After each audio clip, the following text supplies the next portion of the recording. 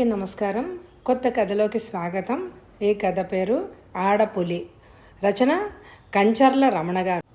ఇది కూడా ఒక సస్పెన్స్ కథ. చదువుతున్నది దేవి. ఈ కథ నచ్చినట్లయితే తప్పకుండా లైక్ చేయండి. డోంకిరి మెట్ట.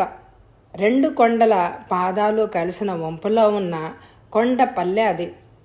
సుంకరమెట్టకు 15 మైళ్ళు, అనంతగిరికి 25 మైళ్ళ దూరంలో తూర్పు కన్మల్లో ఉంది అది. ఊరంతా కలిసి 100 ఇళ్లుండవు.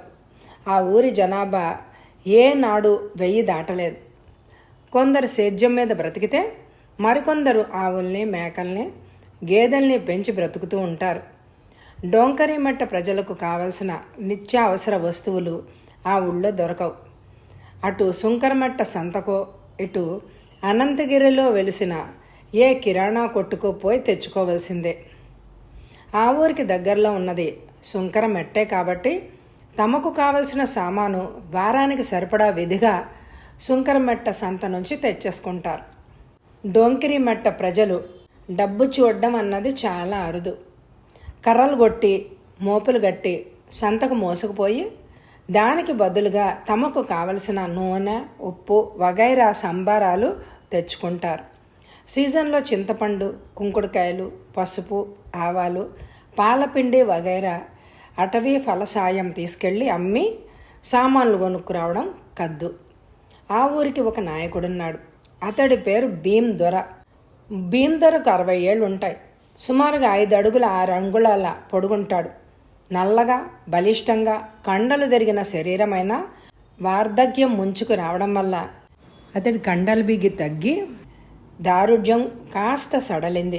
పెద్ద కళ్ళు, బుర్ర మీసాలు, తెల్లని ఊలు బంతులు ఉంచినట్టుగా ఆ మీసాలు కనిపిస్తాయి. బొగ్గ మీసాల్లాగా బొగ్గల మీద జానెడుగుడ్డ పైకి పింఛన్లాగా వదిలిపెట్టి 5 గజాల పంచతో తలపాగా చుట్టాడు అంటే రాజ టీవీ ఉట్టిపడుతోంది అతనిలో. అంత టీవీగా ఉంటాడు అతను. అవాళ బారెడు పొద్దెక్కాక అతడి ఇంటి ముందు ఇంచుమించు ఆ ఊరి జనమంతా పిల్ల మేకతో సహా గుమికూడి ఉన్నారు. ఇంటి ముందు అరుగు మీద బేరందర కూర్చొనున్నాడు. అతని ఒడిలో తలబెట్టి ఒక 16 ఏళ్ల యువకుడు యాక బిగిన ఏడుస్తున్నాడు. అతడిని ఓదారుస్తూ బీందొర చెయ్యి కుర్రాడి తల మీద ఉంది. తాత, మా మామ్మను నాకు తెచ్చిపెట్టు తాత. మా అమ్మ లేకపోతే నేను బ్రతకలేను తాత. తెచ్చిపెట్టు తాత. లేకపోతే నేను బ్రతకను తాత. ఆ పులికి నన్ను బలిచ్చే తాత. ఆ యువకుడి రోదనకు అంతే లేదు. బీందొర అతడు తలను నిమిరి ఓదార్చగలడం తప్ప ఇంకేమీ చెయ్యగలిగే స్థితిలోనే లేడు. ఎప్పటిదో ఇక్ష్వాకుల కాలం నాటిదైన భీమ్దొర ఇంట్లో ఒక తుపాకీ ఉంది. దాన్ని భీమ్దొర ఉపయోగించి దాదాపు 15 సంవత్సరాలైంది. వేటాడడం ఆ కొండ నాయకుడికి ఏమీ కొత్త కాదు. తప్పంతకన్నా కాదు, పైగా సరదా కూడాను. అయితే ఒక రోజున ఒక లేడీని కొట్టాడు. ఇంటికొచ్చి ఆ లేడీని కోసి చూసేసరికి దాని కడుపులో పిండం అవుపించింది. అది కడుపుతో ఉన్నదన్న సంగతి భీమ్దొర మనసుని కాస్త కించపరిచినా పిండాన్ని పారేసి లేడి మాంసాన్ని యథావిధిగా వండించుకొని తిన్నాడు. భీమ్దొర పెళ్ళం కడుపుతో ఉంది. అప్పటికి 2 పిల్లలు పుట్టి ఆరోగ్యంగా బ్రతుకుతున్నారు కూడాను. మొదటివాడికి 10 ఏళ్లుంటాయి. లేడీని వేటాడిన మరుసటి రోజు నుంచి భీమ్దొర జీవితంలో ఒకటి తర్వాత మరొకటి ఎన్నో దుర్ఘటనలు జరిగాయి.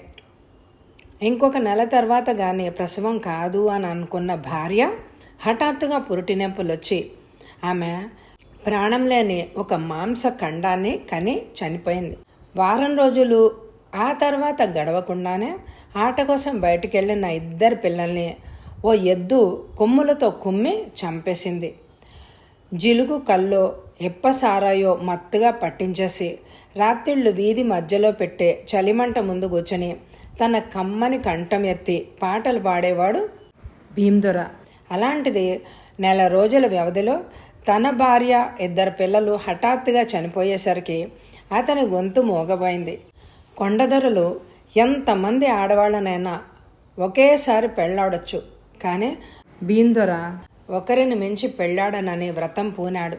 అయితే గ్రామ నాయకత్వం మాటేమిటి, తమ వంశం సంగతేమిటి?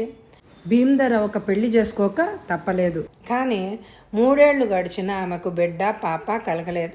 ఇంకో ఆమెను చేసుకున్నాడు అతను. ఆమె సంగతి కూడా అంతే. తనతోటి తన వంశం అంతరించిపోతుందనే భయం పట్టుకుంది భీమదొరకి. ఈసారి ఆ పిల్ల వంశంలో గొడ్రాళ్ళు ఎవ్వరూ లేరు అని నిర్ధారించుకున్నాక కానీ సింగి అనే చక్కని చుక్కని పెళ్లాడలేదు. అయితే సింగికి కూడా సంతానం లేదు. ఆమెకిప్పుడు 30 ఏళ్ళు. ఏపుగా, గుబురుగా, బలంగా, పచ్చని కొమ్మలు పెంచుకున్న కొండమామిడి చెట్టులాగా సింగి ఎదిగింది. కానీ ఆమె కడుపు పండలేదు. ఆ ఆడలేడిని చంపిన పాపం వల్ల తనింకా నిర్వంశంగా చనిపోవాల్సిందే అన్న వైరాగ్యంతో బ్రతుకు ఈడుస్తున్నాడు భీమదొర. ఈ రోజున ఈ సమస్య వచ్చి పడింది. భీమదొర మనసంతా అల్లకల్లోలంగా ఉంది. ఆ కుర్రాడి పేరు ధోరం. ముందు రోజు ఉదయం వరకు ఆ కుర్రాడికి ఒక మామ్మ ఉండేది. ఆ మామ్మకు ఆ కుర్రాడు, ఆ కుర్రాడికి ఆ మామ్మ తప్ప ఈ లోకంలో వాళ్ళకి ఇంకెవ్వరూ లేరు. డోంకిరిమెట్ట గ్రామానికి ఆనుకుని ఉన్న అడవుల్లో చాలా పులులున్నాయి. ఈ మధ్యనే ఒక పులి పశువుల్ని ఎత్తుకుపోవడం మొదలుపెట్టింది. దాన్ని ఎలాగైనా చంపేయాలని ఆ ఊరి వాళ్ళు అనుకున్నారే కానీ ఎలా చంపాలో వాళ్ళకి తెలియలేదు. అడవి పందుల్ని, లేళ్లని బాణాలతో కొట్టి చంపుతారు. అలాగే పులుల్ని కూడా కొట్టడం అంటే మాటలు కాదు. గాయపడి రెచ్చ కొట్టబడ్డ పులి మరింత ప్రమాదమైంది లేదు అడవి జంతువుల్లో. కనిపించిన ప్రతి మనిషిని కరిచి చంపినా, గ్రామాల మీద పడి దారుణంగా పట్టపగలే దొరికిన వాడిని దొరికినట్టే ఎత్తుకుపోయినా ఆశ్చర్యపోనక్కర్లేదు. దెబ్బతిన్న వెంటనే జంతువు చనిపోవడం ఒక తుపాకీ వల్లనే సాధ్యం. ఆ తుపాకీ భీమదొర దగ్గరుంది. భీమదొర తుపాకీ ముట్టనంటూ భీష్మించుకొని కూర్చున్నాడు. తమ జీవన ఆధారమైన పశువులన్నీ ఎత్తుకుపోతూ ఉంటే ఎలాగో సహిస్తూ ఊరుకున్నారు ప్రజలు. సుమారు 1 నెల రోజులైంది. ఆ పులి మనుషుల్ని ఎత్తుకుపోవడం ప్రారంభించింది. దూరం వాళ్ళ మామ అలా పులి ఎత్తుకుపోయిన మనుషుల్లో 3వది. ఆ రోజు దూరం అనంతగిరి వెళ్ళాడు ఏదో పని మీద.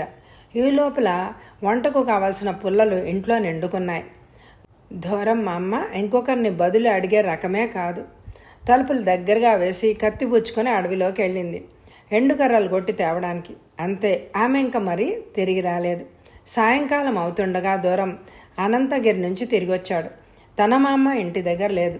దూరం కడుపులో పేగులు చుట్టుకుపోతున్నాయి ఆకలితో. ఇంట్లో చూస్తే వంట అయినట్టు గుర్తులేదు. ఊరంతా తిరిగి మా అమ్మ గురించి వాకప్ చేశాడు. అడవికి వెళ్ళినట్టుగా చెప్పారు కానీ తిరిగి చూసినట్టు ఎవ్వరూ చెప్పలేదు. ముసల్ది చూపు ఆనక అడవిలో దారి తప్పినట్టుంది, తెల్లారితే తప్పకొస్తుంది అన్న ఆశతో రాత్రంతా గడిపాడు దొరం. తూర్పు తెల్లవారిన మా అమ్మ రాకపోయేసరికి ఊర్లోని 4గురిని పోగేసుకుని అడవిలోకి పోయి వెతికాడు దూరం. అణిగిపోయిన మొక్కలు, గడ్డి దుబ్బుల్ని బట్టి, త్రోవలో కారి ఉన్న రక్తపు ముద్దల్ని బట్టి, అక్కడక్కడా దొరికిన చీర పీలికల్ని బట్టి తన మా అమ్మకి ఏం జరిగిందో తెలిసింది దూరంకు. డొంకిరి మెట్ట వంటి కొండ పల్లెల్లో దూరం వంటి దిక్కులేని వాళ్లకు ఆ ఊరి నాయకుడే దిక్కు. అందుకే భీమదొర కాళ్ళ మీద పడి తన మామను తనకు తెచ్చిపెట్టమని గుండెలు పగిలేలాగా ఏడుస్తున్నాడు. 1 గంట అయింది, 2 గంటలు అయింది. దూరం ఏడుపు మానలే లేదు. భీమదొర ఎన్ని సానుభూతి వాక్యాలు పలికినా దూరం దుఃఖం ఉపశమించనే లేదు. బాబు దూరం, ఇలా ఏడవడం వల్ల లాభం లేదు. చెప్పు, నా నుంచి నీకేం సహాయం కావాలో చెప్పు, నా చేతనైనంత వరకు చేస్తాను అన్నాడు భీమదొర. ఏడ్చి ఏడ్చి మరి ఏడవడానికి గొంతు లేవక మూగవాళ్లాగా వెక్కి వెక్కి దుఃఖిస్తున్న దూరం మొహం తన 2 చేతులతో పైకెత్తి, నేను బ్రతకను తాత, మా అమ్మ లేకుండా ఎలా బ్రతకగలను, నువ్వే చెప్పు అన్నాడు దూరం. దుఃఖంతో పూడుకుపోయిన గొంతుక ఎలాగో పెగల్చుకొని, చచ్చిపోయిన వాళ్ళతో మనము చచ్చిపోలేం కదమ్మా, నువ్వు బ్రతకాలి, చెప్పు నీకేం సాయం కావాలో చెప్పు.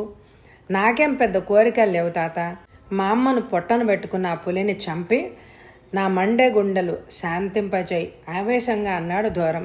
లేదు బాబు, నేను ఆ పని చేయలేను, నీకు తెలియందేముంది తన అసక్తతను తెలియజేశాడు భీమదొర. ఏంటి తాత, నోరులేని జీవాన్ని చంపితే తప్పుగాని మన పశువుల్ని మనుషుల్ని తినేసే పులిని చంపడం దోషమేమీ కాదు.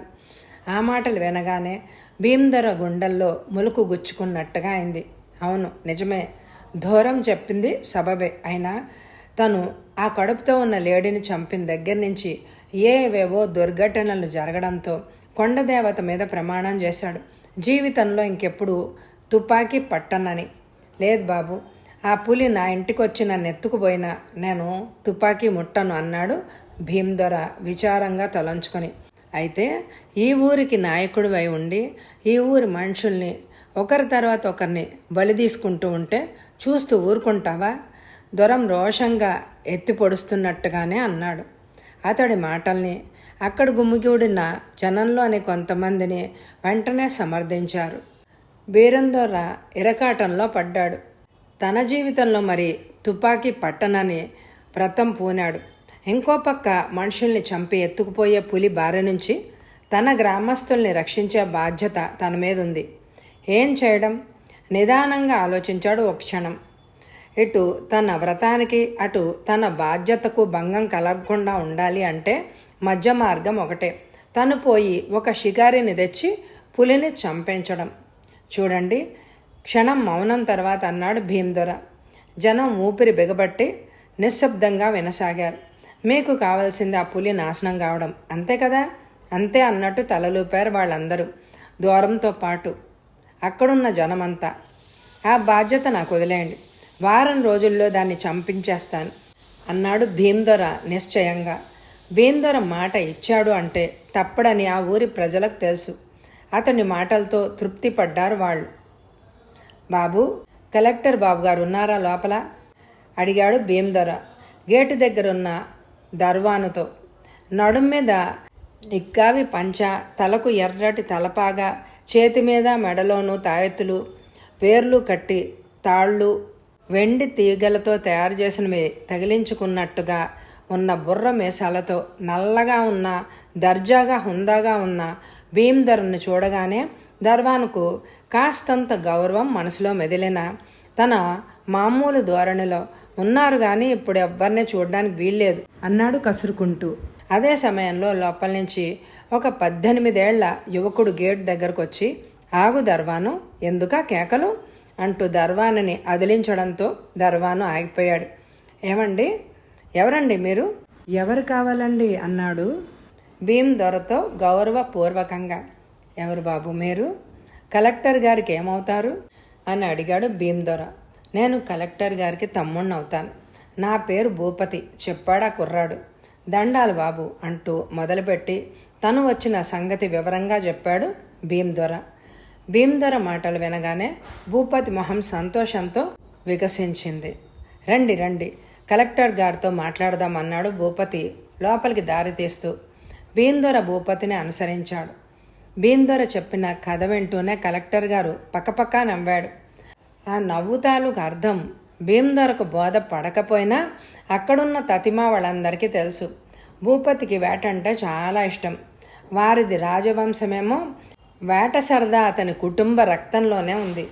అయితే వెళ్తానంటావు అన్నాడు శ్రీపతి తమ్ముడి వైపు చిరునవ్వు మొహంతో తిరిగి. అవునన్నయ్య, నా సరదా ఆపకు అన్నాడు భూపతి మొహం నిండా నవ్వుతో. ఓకే దెన్ అంటూ పనివాణ్ణి కేకేసి కాగితం కలం తెప్పించి ఒక ఆర్డరు తన చేతితోనే రాశాడు శ్రీపతి. వెంటనే ఆర్డర్ భీమదొర చేతిలో పెట్టి, నీ పని చాలా సులువైపోయింది. మా తమ్ముడు మంచి షికారి, నీతో పాటుగా పంపిస్తున్నాను, ఎంత బాగా చూసుకుంటావో మరి అన్నాడు.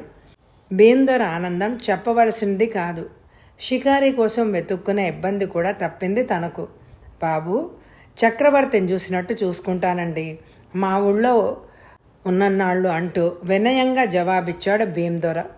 గంటలో తనకు కావలసిన బ్రెడ్డు, టిన్ ఫుడ్డు, జామ్ టిన్ను, టిన్ మటన్ వగైరా తిండి సామాన్లు పడేసుకుని 2 రగ్గులు, 2 దుప్పట్లు, 1 తువ్వాలు, 2 జతల బట్టలు బెడ్డింగ్ రోల్గా చుట్టి పట్టుకుని రైఫిల్ భుజానికి తగిలించుకుని బుల్లెట్స్ పాకెట్ జోబులో కుక్కుకొని బయలుదేరాడు భూపతి భీమదొర వెంట. భీమదొర 4వ భార్య సింగి ఉంటున్న ఇల్లు ఆ ఊరిలోని ఇళ్ల కన్నా విశాలంగా శుభ్రంగా అన్ని సౌకర్యాలతోనూ ఉంటుంది. తాత్కాలికంగా సింగిని తన 2వ భార్య ఇంట్లో ఉండమని చెప్పి సింగి ఇల్లు భూపతికి ఇచ్చాడు భీమదొర. కలెక్టర్ గారి తమ్ముడు గొప్ప షికారి అని, పులిని చంపడానికి అతన్నే భీమధర తీసుకొచ్చాడు అన్న వార్త ఊరంతా పాకిపోయింది క్షణంలో. పిన్న పెద్ద, ఆడ మగ అందరూ ఒక కుమ్మడిగా భూపతి బస చేసున్న ఇంటి మీదకి వచ్చిపడ్డారు. గంటలో ఇల్లు శుభ్రం చేయబడింది. భూపతి స్నానం చేయడానికి వేడినీళ్లు సిద్ధం చేయబడ్డాయి. తన రాక ఆ ఊరిలో పెద్ద సంచలనమే కలిగించింది అని అనుకున్నాడు భూపతి. హడావిడిగా తన నివాసం కోసం ఏర్పాట్లు చేస్తున్న జనాన్ని చూస్తూ సంతోషించాడు. ఆకాశంలో చంద్రుడు బాగా పైకి లేచాడు. డోంకిరి మెట్ట గ్రామం, దాని చుట్టుపక్కలున్న అడవి ప్రాంతం అంతా వెన్నెల్లో తడిసి తమాషాగా అందాలు చిందిస్తోంది. వేడివేడి వెదురు బియ్యం అన్నం, రుచిగా వండిన జింక మాంసం, అంతకుముందు భీం దొరతో పాటు పోటీగా పుచ్చుకున్న ఇప్ప సారా భూపతి కడుపులో పనిచేసి అతడి శరీరం మనసు హాయిగా తేలిగ్గా చేసేస్తాయి. భూపతికి కేటాయించిన ఇంటికి దూరంగా బయలులో పెద్ద పెద్ద దుంగలు ముట్టించి చలిమంట పెట్టారు. ఎర్రని మంటలు పైకి లేస్తుంటే ఊరిలోని జనమంతా ఆ మంట చుట్టూరా చేరారు. వెదురు కర్రలతో తయారు చేసిన స్టూలు ప్రత్యేకంగా భూపతి కోసం వేసి అతన్ని కూడా మంటకు చేరువుగా కూర్చోబెట్టారు. వాతావరణం అద్భుతంగా ఉంది అని అనుకున్నాడు భూపతి. ఈ లోపల కొందరు మగాళ్ళు ఆడాళ్ళు లేచి ఒకరి చేతులు ఒకరు పట్టుకుని వలయాకారంలో నుంచున్నారు. వాళ్లలో కొందరి కాళ్లకు గజ్జలున్నాయి. మెల్లగా ఎవరో ఒకరు పాట మొదలుపెట్టారు. ఆ పాటకు అనుగుణంగా కాళ్లకు కట్టిన గజ్జలు మోగుతున్నాయి. ఆ వలయాకారం మధ్య సింగి చేరింది. ఆమె కూడా నాట్యం చేస్తోంది. మధ్య మధ్య ఆడవాళ్లతో వంత పాడుతూ అంచెలంచెలుగా తాను ఆనంద శిఖరానికి ఎగబ్రాకుతున్నట్టుగా భూపతి అనుభూతి చెందుతున్నాడు. ఒకే స్థాయిలో నిదానంగా పాట దాంతో కలిసి వినిపిస్తూ గజ్జల మోత బోరు కొడుతున్నట్టుగా ఫీల్ అయ్యాడు భూపతి. అర్ధగంట గడిచింది. ఆగకుండా గజ్జల మోత వినిపిస్తూనే ఉంది. పాట సాగుతూనే ఉంది. భూపతి కూర్చున్న చోటనే నిద్రపోయాడు. బాబు, టీ తెచ్చాను. మూడోసారి సింగి అలా అనేసరికి భూపతికి మెలకు వచ్చింది. కళ్ళు తెరిచాడు. సింగి వైపు చూశాడు. సింగి ఎప్పుడు నిద్రలేచిందో ఏమో, కడిగిన ముచ్చంలాగా తళతళ మెరిసిపోతోంది. నూనె రాసుకొని నున్నగా పైకి దూకున్న జుట్టు, ఓ పక్కకు బిగువుగా కొప్పు వేయబడింది. ముక్కున ముక్కెర, దండలకు కడియాలు, మోకాళ్ల వరకు మాత్రం కొండజాతి స్త్రీల పద్ధతిలో చీరగట్టుకుంది. చేతిలో టీ గ్లాసు. పెదవుల మీద చిరునవ్వుతో నిల్చున్న సింగిని చూడగానే రాత్రి జ్ఞాపకాలు ఒక్కసారిగా ముసిరాయి భూపతి మనసులో. అప్రయత్నంగానే అతని కళ్ళు ఆమె ఒంటి ఎత్తు పల్లాల మీద పైకి కిందకి పరిగెత్తాయి. నిజంగా సింగి అడవి మల్లె. అతని గుండెలు ఉద్రేకంతో పొంగాయి. కానీ వెంటనే నిగ్రహించుకున్నాడు. ఒకసారి మైసూరు అడవుల్లో భూపతి స్నేహితుడొకడు వేటాడడానికి వెళ్ళాడు. ఆ అడవుల్లో ఉన్న 10 రోజుల్లో అతనికి ఇంపుగా దగ్గరగా ఉన్న ఒక కొండజాతి పిల్లతో పరిచయం అయింది అతడికి. ఆ అమ్మాయి కళ్ళల్లో కొట్టొచ్చినట్టు అవుపించే అమాయకత్వం, ఆరోగ్యంగా అందంగా ఉన్న ఆమె అవయవాల పొంకం చూసి ఉద్రేకపడ్డాడు. ఆ అమ్మాయి కూడా అతనంటే ఇష్టం ఏర్పడింది. మేట ముగిసి క్యాంప్ ఎత్తివేస్తున్న రోజున ఆ అమ్మాయి వచ్చింది అతన్ని చూడ్డానికి. ఆమెను అనుభవించే అవకాశం లేకపోయినా ఆమెను కనీసం ముద్దు పెట్టుకోవాలన్న కోరికను అణుచుకోలేకపోయాడు. జాగ్రత్తగా ఆలోచించి అదే సాకు మీద ఆ అమ్మాయిని అడవిలోకి తీసుకెళ్లాడు. ఒక చెట్టు బోదెను ఆదుకొని నిలిచి ఆమెను ముద్దు పెట్టుకోవాలని వంగే లోపల రివ్వున ఒక బాణం వచ్చి వాళ్ల తలకాయల పైన బోదె మీద గుచ్చుకుంది. అతడి గుండె భయంతో గుబగుబలాడిపోయింది. ఆ బాణాన్ని తన తలకాయకు గురి చేసి కొడితే గురి తప్పి చెట్టు బోదెకు గుచ్చుకుందేమో. తన అదృష్టం కొద్దీ ఆమెను కౌగులించుకోవాలి, ముద్దు పెట్టుకోవాలి అన్న కోరిక గాల్లో పెట్టలాగా ఎగిరిపోయింది. ఆమెను అక్కడే వదిలేసి అదరాబదరాగా క్యాంపుకొచ్చి పడ్డాడు. తన స్నేహితుడి అనుభవం గుర్తుకు రాగానే ఒక్కసారి ఒళ్ళు జలజరించింది భూపతికి.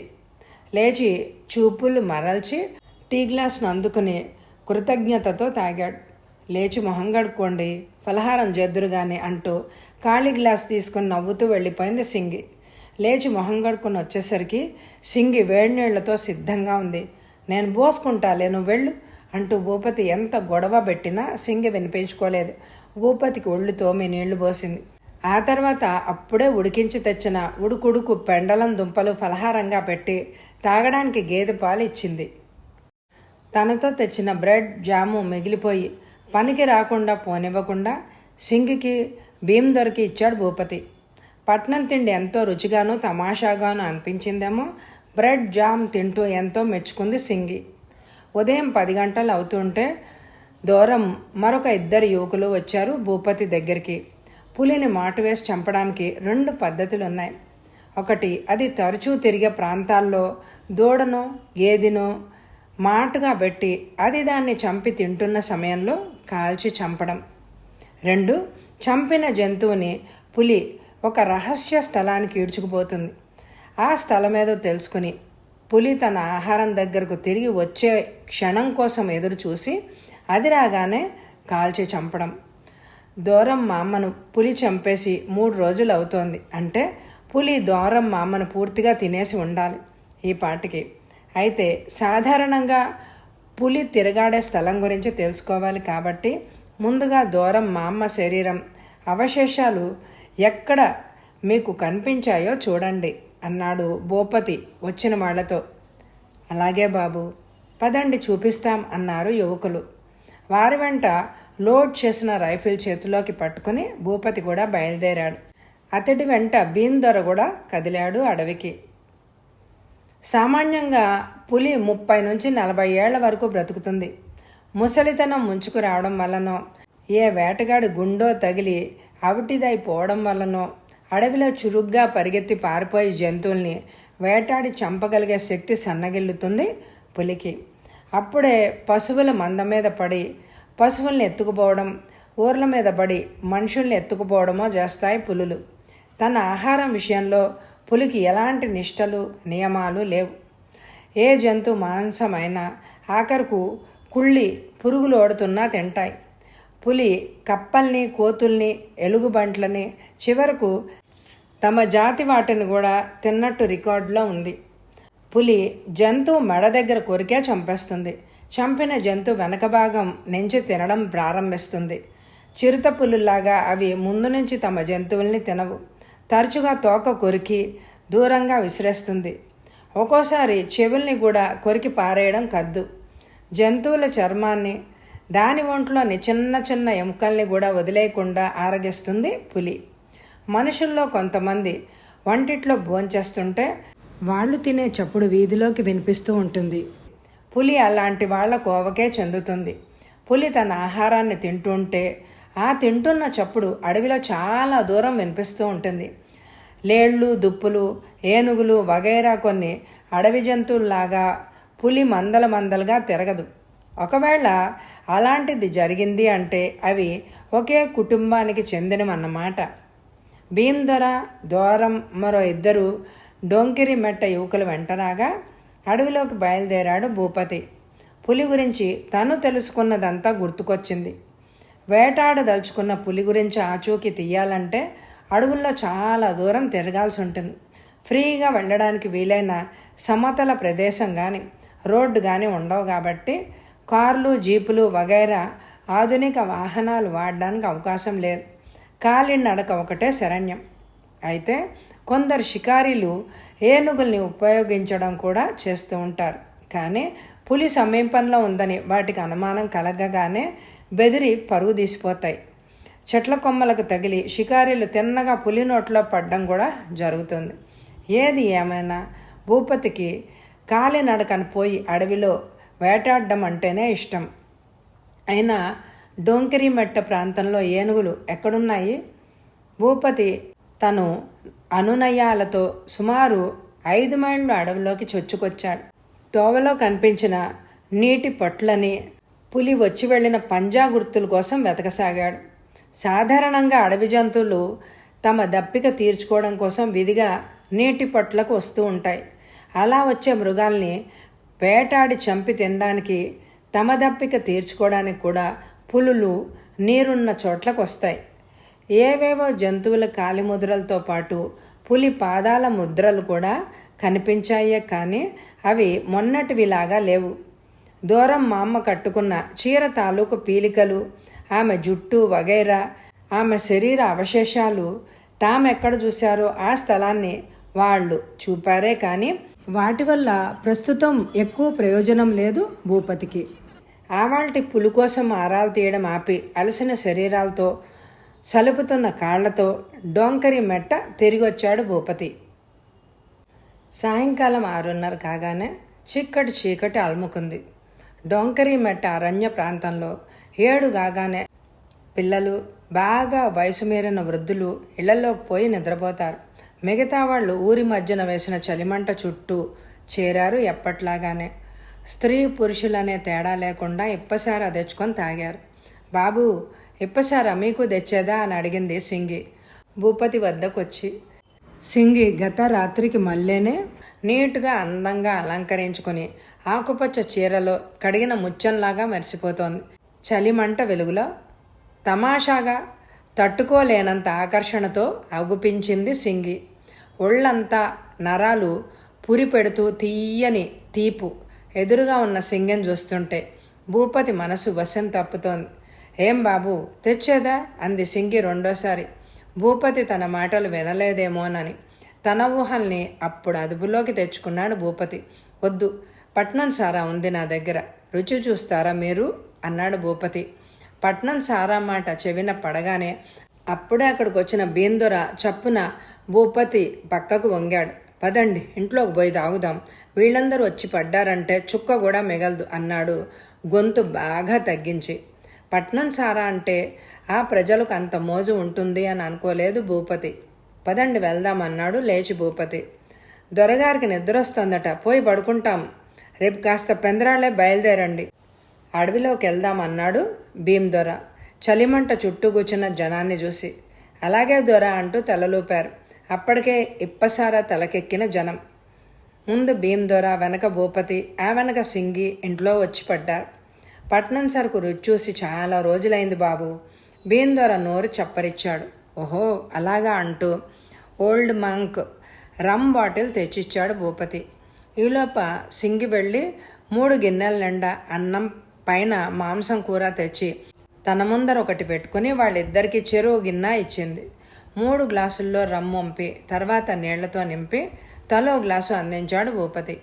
తన గ్లాసులోని ద్రవాన్ని కాస్త పీల్చి చప్పరించి ఎలా ఉంది అన్నాడు భూపతి తనకెదురుగా ఉన్న ఆ ఇద్దరితో. గుక్కడి తాగి చాలా బాగుంది బాబు అంది సింగి కృతజ్ఞతతో మెరిసే కళ్ళతో.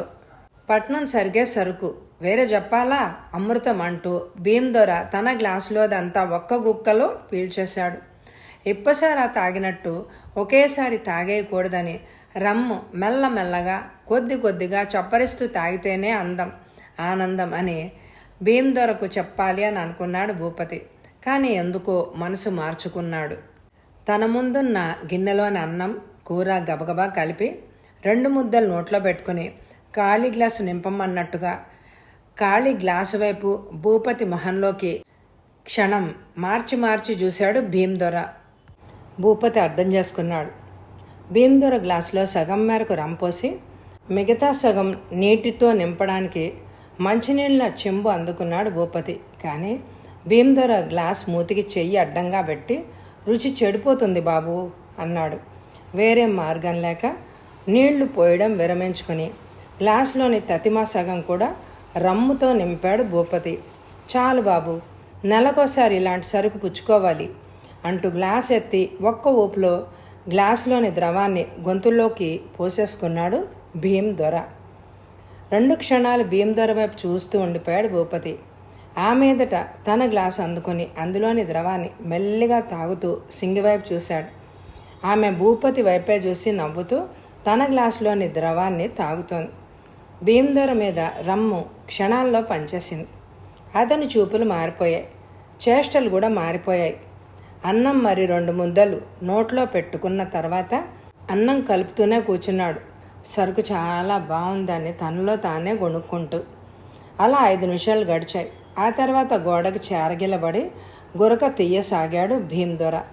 గురక తీస్తుంటే అతడి నోట్లోంచి వెలువడే గాలికి అతడి బుర్ర మీసాలు కంగారుగా ఎగిరెగిరి పడుతున్నాయి.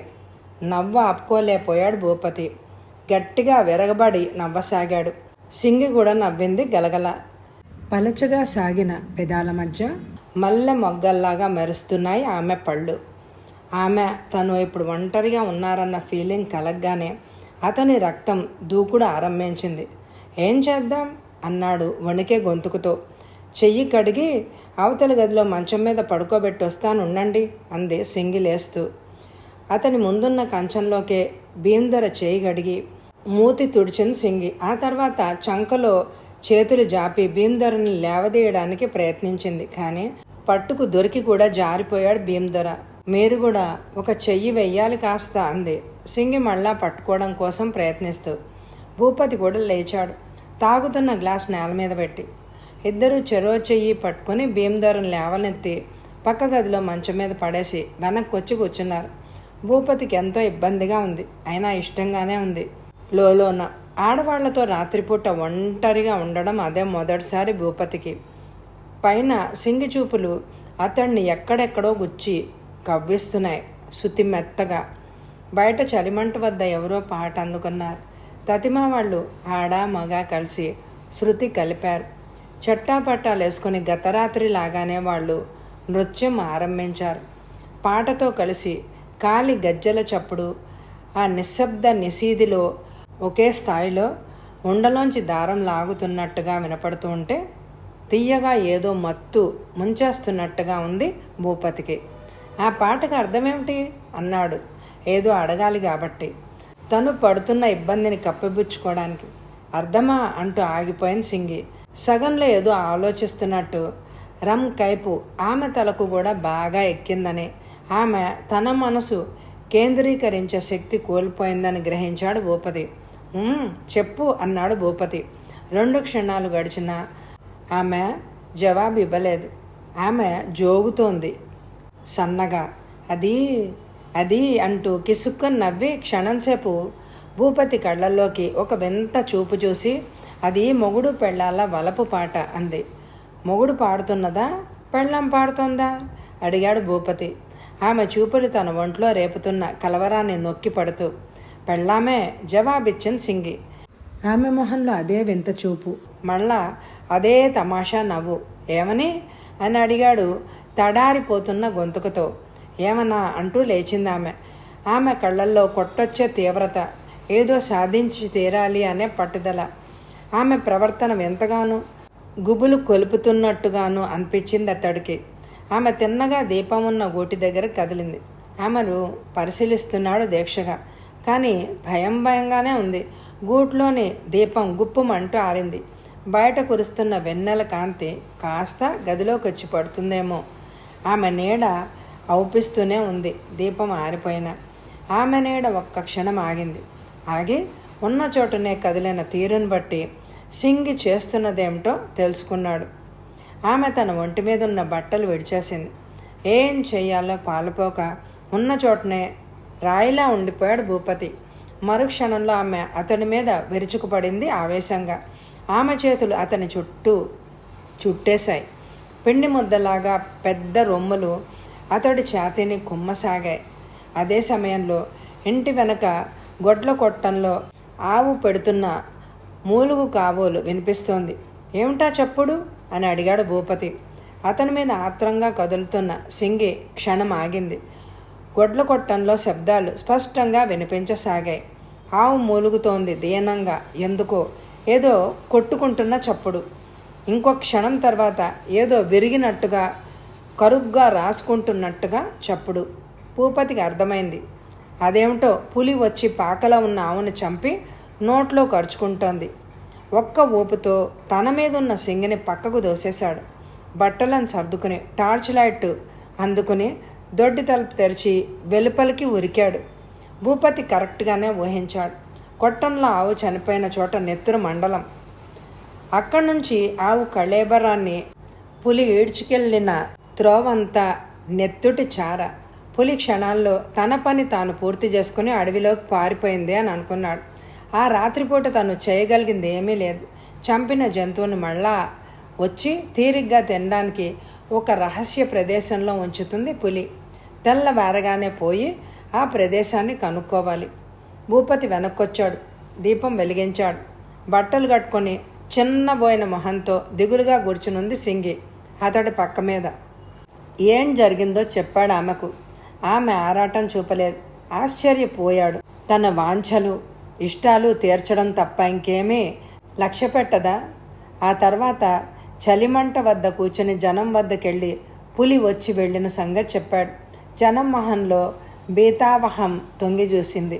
మన్నాడు ఏం చేయాలో వాళ్ళ క్లుప్తంగా చెప్పి ఇంట్లోకి వచ్చాడు. గడిచిన రాత్రంతా నిద్ర లేదు భూపతికి. భయంకరమైన కలలు అతన్ని వెంటాడాయి.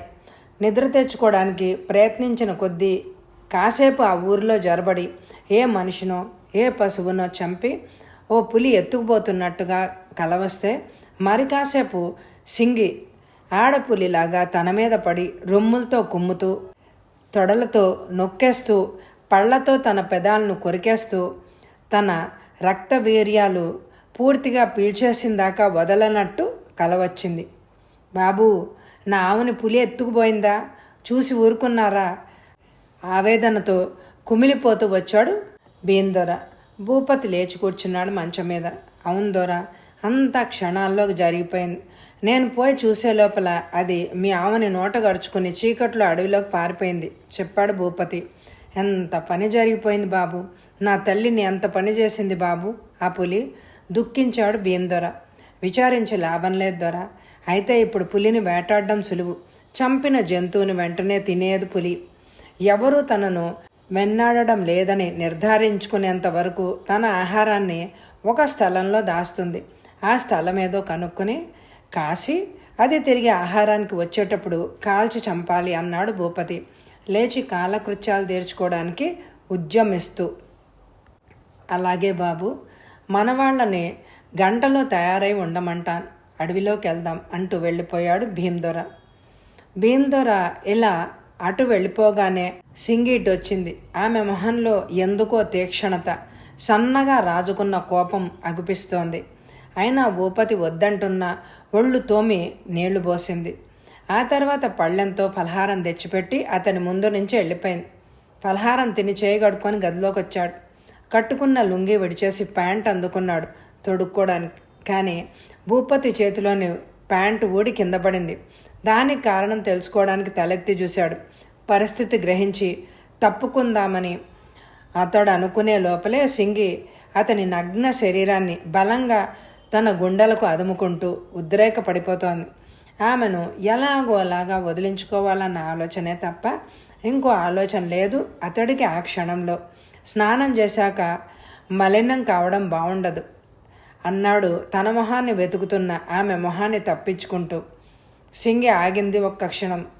కానీ అతన్ని తన కౌగుల నుంచి పూర్తిగా విడిచిపెట్టనే లేదు. ఆమె చేతులు అతన్ని ఆవరిస్తూనే ఉన్నాయి.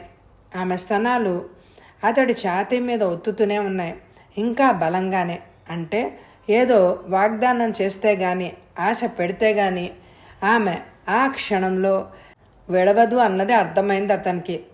ఈ రాత్రికి తప్పకుండా ఒట్టు అన్నాడు నమ్మకంగా. నిజంగా మాట తప్పవు కదా అంది సింగి చిరునవ్వు తెచ్చుకొని. నీ మీద ఒట్టు తప్పకుండా ఆమె తల మీద చెయ్యేసి అన్నాడు. అప్పుడు విడిచిపెట్టింది ఆమె అతన్ని. భూపతి బట్టలు వేసేసుకుని సిద్ధంగా కూర్చున్న పావుగంటకు కానీ భీందొర కుర్రాళ్ళని వెంటబెట్టుకొని రాలేదు.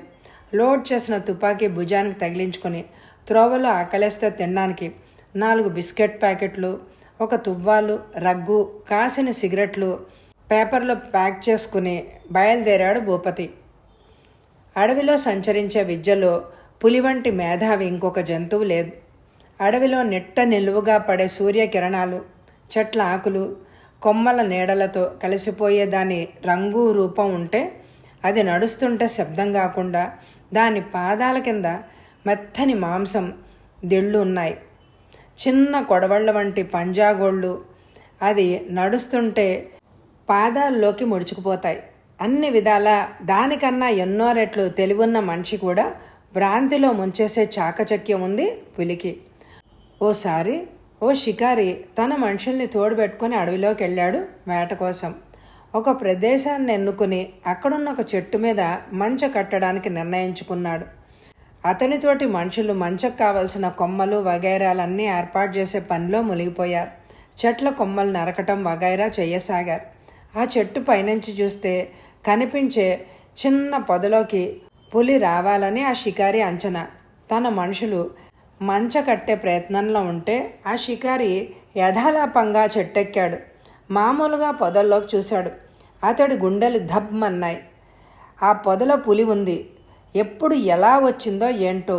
ఆ రోజున ఆ షికారి అతని మనుషులు సుమారు 6 గంటల సమయం ఆ ప్రాంతంలో గడిపారు. ఎన్నోసార్లు దగ్గరున్న చెట్టెక్కి ఆ పొదలోకి చూశారు. కానీ పులి కనపడలేదు వాళ్ళకి. అది అంతసేపు అక్కడే ఉండి వాళ్లకు కనిపించలేదా, లేక వాళ్ళు తమ పనుల్లో ఉంటే గాలిలాగా నిశ్శబ్దంగా ఆ పొదలోకి చొరబడిందా? రెండు సంభవమే. అది పులి చాతుర్యం. నీడ కన్నా నిశ్శబ్దంగా, గాలి కన్నా అదృశ్యంగా పులి వచ్చి వెళ్ళిపోగలదు. ముందు రాత్రి భీమదొర దొడ్డిలోని ఆవును కూడా అంతే చాకచక్యంగా చంపి క్షణాల్లో ఎత్తుకుపోయింది. ఆవుకు లేశం మాత్రం కూడా అనుమానం కలగకుండా ఎక్కడో దాక్కుని ఒక్కసారిగా తన 500 పౌండ్ల బరువుతో దాని మీద పడి ఉంటుంది. ప్రమాదం గుర్తెరిగి ఆవు అరిచే లోపల దాని మెడ కొరికేసి ఉంటుంది, ఎముకలు విరిచేసి ఉంటుంది. ఆ తర్వాత అంతా మామూలుగా జరిగిపోయింది. ఎంత బలిష్టంగా బరువుగా ఉన్న జంతువు కళేబరాన్నైనా అవలేలగా నోట గడుచుకుని ఎత్తుకుపోగలదు. పులి మైళ్ళ దూరమైనా సరే. బీరందర దొడ్లో ఆవుని చంపిన ప్రదేశం నుంచి తోవలో కనపడే రక్తం గుర్తులను బట్టి బయలుదేరారు భూపతి, భీమదొర, డోంకరిమెట్ట యువకులు. గడ్డి మీద, మొక్కల మీద కారిన నెత్తురు బట్టి, మట్టిలోనూ ఇసుకలోనూ అవుపించే పాదాల ముద్రలను బట్టి పులి ఆవు కళేబరాన్ని లాక్కుంటూ పోయిన మార్గం కనుక్కోగలిగారు వాళ్ళు. ఆ తర్వాత చుట్టుపట్ల ఎంత వెతికినా ఎలాంటి గుర్తులు కనిపించలేదు. ఇక్కడెక్కడో పులి తన ఆహారాన్ని దాచింది, జాగ్రత్తగా వెతకండి అరిచాడు భూపతి తన వాళ్లను ఉద్దేశించి. నలుగురు 4 వైపులా కదిలారు. ఆకాశంలో ఎగిరే రాబందులు కానీ, అడవిలోకి తిరిగే చిరుత పులులు, సింధువులు వగైరా మాంసభక్షకులు కానీ చూడ్డానికి వీలు లేకుండా తన ఆహారాన్ని అతి రహస్యమైన స్థలంలో దాస్తుంది పులి. ఆ రహస్య స్థలం సాధారణంగా నీరు విరివిగా దొరికే చోటుకు 25 గజాల దూరంలో ఉండేలాగా చూసుకుని మరీ అన్నుకుంటుంది. అడవిలో రకరకాల తుప్పలు, చెట్లు, పొదలు, ఎత్తైన గడ్డి గుబుర్లు ఉండి నేలంతా ఎగుడు దిగుడుగా అవతల ఏముందో కూడా ఊహించడానికి వీలు లేకుండా ఉంటుంది. అడవిలో సంచరించే విద్యలో పులి మేధావి కాబట్టి అడవిలోని ప్రతి ఆకును, తుప్పని తన అవసరాలకు బాగా ఉపయోగించుకుంటుంది. తుప్పల్ని పక్కకి నెట్టుకుంటూ, పొదల్ని కదిలించి అందులోకి దూరి చూస్తూ 25 చదరపు గజాల మేరని ప్రతి అంగుళం వెతికి చూశారు. కానీ ప్రయోజనం లేకపోయింది. ఇలా వెతకడం వల్ల లాభం ఉండదని దగ్గరలో ఉన్న చెట్లన్నీ ఎక్కి గుబురుగానో మధ్యలో సమతల ప్రదేశంగానూ ఉన్న జాగా కనిపిస్తే చెప్పమని తన వాళ్లకు ఆజ్ఞాపించాడు భూపతి. ఒక్కొక్కరు ఒక్కో చెట్టు ఎక్కి అక్కడి నుంచి తాము జాగ్రత్తగా పరిశీలించిన పరిసరాలని గురించి దిగువన ఉన్న భూపతికి చెప్పసాగారు. అలా ఇంకో గంట గడిచింది. భూపతికి 10 గజాల దూరంలో ఉన్న చెట్టెక్కిన దూరం చెట్టు మించి దొరా అంటూ గట్టిగా కేకబెట్టాడు. దూరంకి సమీపంగా పరిగెత్తాడు. ఏమైనా కనపడిందా అని అరిచాడు భూపతి. చెట్టు మించి దూరం చేతులూపుతూ ఆ దిక్కుకు వెళ్ళమంటూ సాయిగ చేశాడు. భూపతి తతిమా మనుషుల్ని తీసుకుని దూరం సూచించిన దిక్కుకు బయలుదేరాడు. అక్కడొక 4-5 పిచ్చి తుప్పలు ఉన్నాయి. ఆ తర్వాత ఒక వెదురు పొద ఉంది. చూపర్లకు మామూలుగా వెదురు పొద కవతల దగ్గరగా దట్టంగా ఎదిగిన వెదుళ్ళు తప్ప ఇంకేమీ లేవు అని అనిపిస్తుంది. కానీ నిజానికి ఆ వెదురు మధ్య సుమారు 20 చదరపు అడుగుల సమతల ప్రదేశం ఉంది. వెదురు పొద మధ్య నుంచి ఎలాగో చోటు చేసుకొని లోపలికెళ్ళిన భూపతి ఆ స్థలం చూసి ఆశ్చర్యచకితుడయ్యాడు. ఆ ప్రదేశం పులి తాలూకు డిన్నర్ టేబుల్ లాగా ఉంది. ఎందుకంటే అక్కడ అంతటా ఎముకల పోగులున్నాయి. వాటి మధ్య గతరాత్రి బీరందొర పశువుల కొట్టంలోంచి ఎత్తుకొచ్చిన ఆవు కళేబరం కూడా ఉంది. ఆవు తోక కళేబరానికి 4 అడుగుల దూరంలో పడి ఉంది. అంటే తన డిన్నర్ సిద్ధం చేసుకుని ఉంచుకుందన్నమాట పులి. ఇహ కానివ్వడమే తర్వాయి. ఆహారం తీసుకోవడం విషయంలో పులి కొన్ని వేళలు పాటిస్తుంది. సాధారణంగా సాయంకాలం 4 గంటల తర్వాత మునిమాపు వేళ్లకు ముందుగా తను దాచుకున్న తిండి దగ్గరకు విధిగా వస్తుంది. చాలా అరుదుగా 4 గంటలకు ముందు వస్తుంది. ఎటువంటి పరిస్థితుల్లోనూ రాత్రి 9 తర్వాత తను ఆహారం దగ్గరికి రాదు. వాచి చూసుకున్నాడు భూపతి.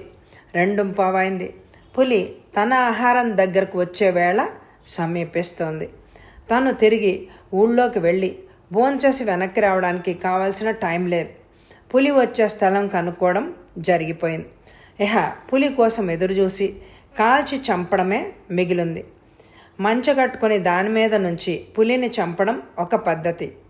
అలా కాకుండా నేల ఎత్తున పులి రాబోయే స్థలానికి 20 గజాల దూరంలో నేల మీదే కూర్చుని మాటు వేయడం ఇంకో పద్ధతి. రెండోదంటేనే భూపతికి చాలా ఇష్టం. పులి ఆవు కళేబరాన్ని దాచుకున్న ప్రాంతమంతా సర్వే చేశాడు భూపతి. చివరకు అతని అవసరాలకు అభీష్టాలకు అనుగుణంగా ఒక పొద కనిపించింది. పొద మధ్యలో తాను విశాలంగా విశ్రాంతిగా కూర్చోవడానికి వీలుగా బాగా జాగా అగుపించింది. కొద్దిగా మార్పులతో దాన్ని తనకు అనువైన స్థలంగా మార్చుకోవచ్చు అని అనుకున్నాడు. ఓ పలవల కర్ర, ఆకులు, రెమ్మలు ఉన్న కొన్ని కొమ్మలు కొట్టి ఇలా పట్టండి, తన తోడు వాళ్లకు పని పురమాయించాడు భూపతి. దూరం ఒక పలవల కర్ర కొట్టి తెచ్చాడు. దాన్ని తను కూర్చోబోయే స్థలంలో కుడి పక్కగా భూమికి 1 గజం ఎత్తుకు వచ్చేలాగా పాతిపెట్టాడు భూపతి. పులి కోసం ఎదురుచూస్తూ కూర్చున్నంతసేపు తుపాకీని చేతిలో పట్టు కూర్చుంటే పులి వచ్చే సమయానికి చేతులు పీకుతాయి. దానివల్ల తుపాకీ గురి తప్పచ్చు. అందుచేత తుపాకీని ఆనించి ఉంచడానికి, చప్పున అందుకోవడానికి వీలుగా ఉండడానికి పలవల కర్ర రెస్ట్ బార్గా పనికొస్తుంది. ఆ తర్వాత మిగతా వాళ్ళు నరికి తెచ్చిన కొమ్మల్ని తను కూర్చునే స్థలంలో తనకు అగుపడకుండా ఉండడానికి చుట్టూ నేలలో పాతాడు. తనతో తెచ్చిన రగ్గు 4 మడతలు పెట్టి నేల మీద పెట్టాడు. వెనక పేపర్ హెడ్ పడేసుకున్నాడు భూపతి. రెస్ట్ బార్ మీద లోడ్ చేసిన తుపాకీ ఆంచాడు. మీరు ఇళ్ళకెళ్ళండి అన్నాడు తనతో వచ్చిన వాళ్లతో. వాళ్ళని వెళ్ళనీయండి, నేను ఉంటాను బాబు మీకు తోడుగా అన్నాడు భీమదొర. అడవిలో ఒంటరిగా ఉండడం నాకు అలవాటే దొర. రెండో మనిషి నాతో ఉంటే వేట సాగదు. నువ్వు వెళ్ళిపోదరా. మీకేమైనా ప్రమాదం కలిగితే నాకేం భయం లేదు. రాత్రికి పులిని చంపి తెల్లారాక మీకోసం సంతోష వార్త చెప్తాను, వెళ్ళండి నచ్చ చెప్పాడు భూపతి. అయిష్టంగానైతేనే భీమదొర దూరం మిగతా డింగరిమెట్ట కుర్రాళ్ళు ఇళ్లకు మళ్ళారు. నిశ్శబ్ద వాతావరణంలో అడవిలో భూపతి ఒక్కడు మిగిలాడు. ఆకుల సందుల్లోంచి అవతల వెదురు పొదల్లో ఉన్న ఆవు కళేబరం కనిపిస్తోంది భూపతికి స్పష్టంగా. పులి వచ్చి తన డిన్నర్ ఆరగించడం ఆరంభిస్తే భూపతికి కనిపించకపోవడం అంటూ ఉండదు. భూపతి రిస్ట్ వాచ్ చూసుకున్నాడు. బీరందొర వగైరా తనతో వచ్చిన మనుషులు వెళ్ళిపోయి సుమారు గంట గడిచింది. అంతవరకు వాళ్ళు చేసిన శబ్దం అంతా కాగానే అడవి ఒక్కసారిగా మేల్కొన్నట్టయింది. అంతవరకు మనుషులు చేసిన శబ్దాలు వింటూ నోరు మూసుకున్న జంతువులు, పక్షులు, పురుగులు తమ గళాలు విప్పాయి. తమ స్వతంత్రాన్ని చాటుతూ ఏవేవో కూతలు, అరుపులు చేయసాగాయి. కొన్ని కోతులు కొమ్మల మీద గెంతుతూ కిచకిచలాడుతున్నాయి. మరికొన్ని నేల మీదకు దిగి వెర్రి అల్లరి ఆరంభించాయి. ఏవో వింత పురుగులు విచిత్రమైన ధ్వనులు చేస్తున్నాయి. ఉన్నట్టుండి ఎక్కడి నుంచో అడవి కోళ్ళు చేసే గోల వినిపిస్తోంది. హఠాత్తుగా కణుచు అరుపు వినిపించింది. అది ఆనందంతో చేసిన అరుపు కాదు, భయంతో బీతావహమై పెట్టిన కేక. అది కణుచు ఆగలేదు, అలా అరుస్తూనే ఉంది. అంటే దగ్గరలో ప్రమాదం పొంచి ఉంది, జాగ్రత్తగా ఉండండోహో అంటూ మిగతా జంతువులకు తెలియజేస్తూ కణుచు ఇస్తున్న సిగ్నల్ అది. కణుచు అరుపు ఒక దుప్పి అందుకుంది.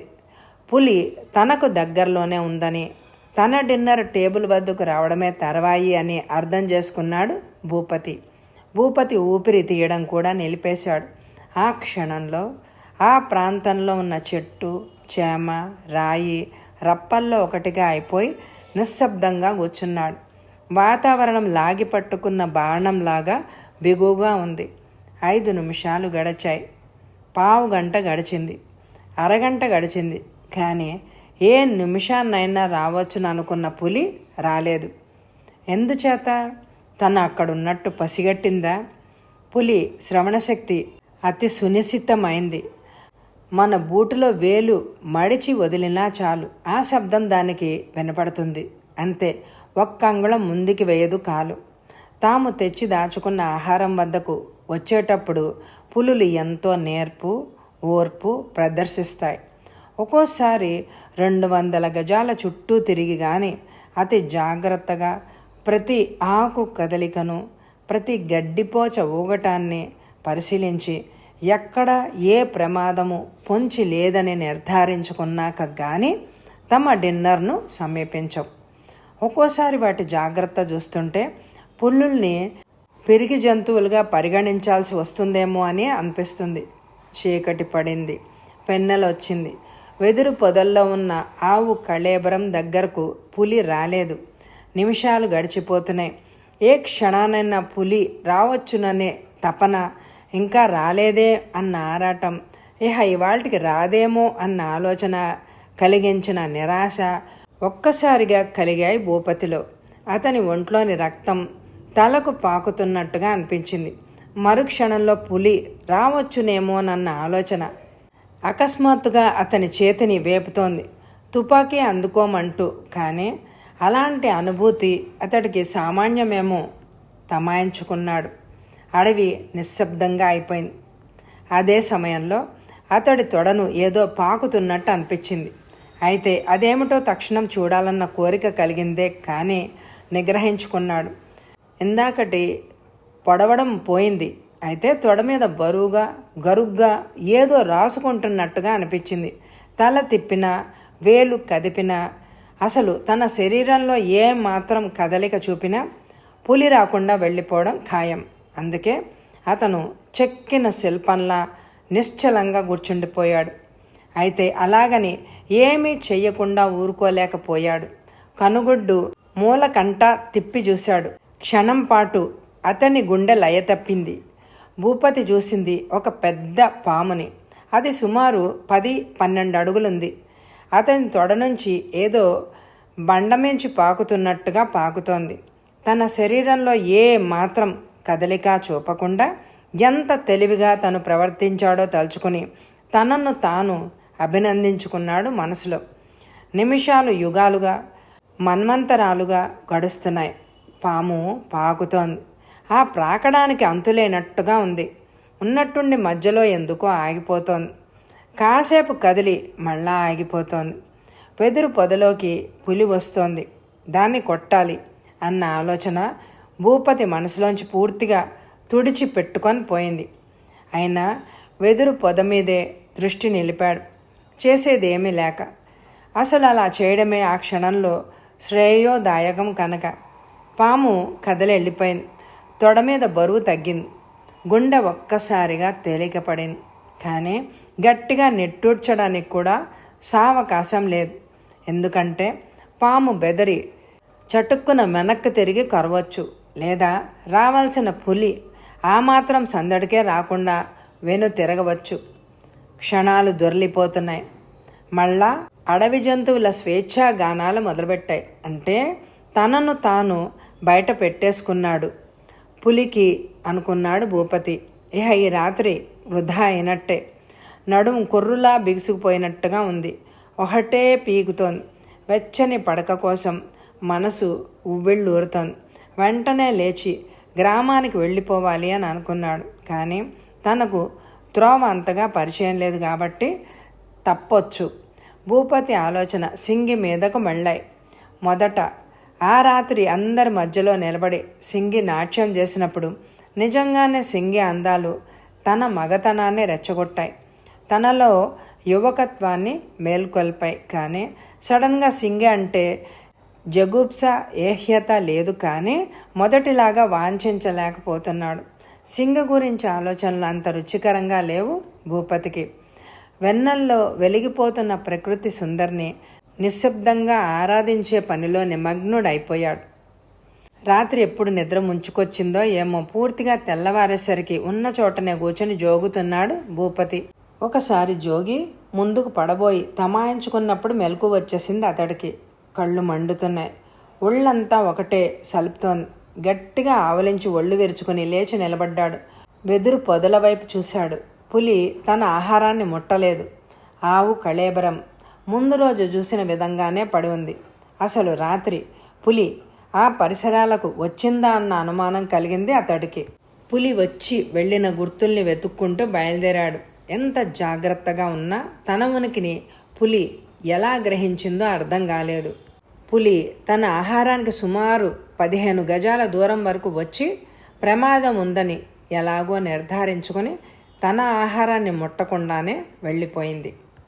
ఇంచుమించు పులి ఒక పెద్ద ప్రదక్షిణమే చేసింది.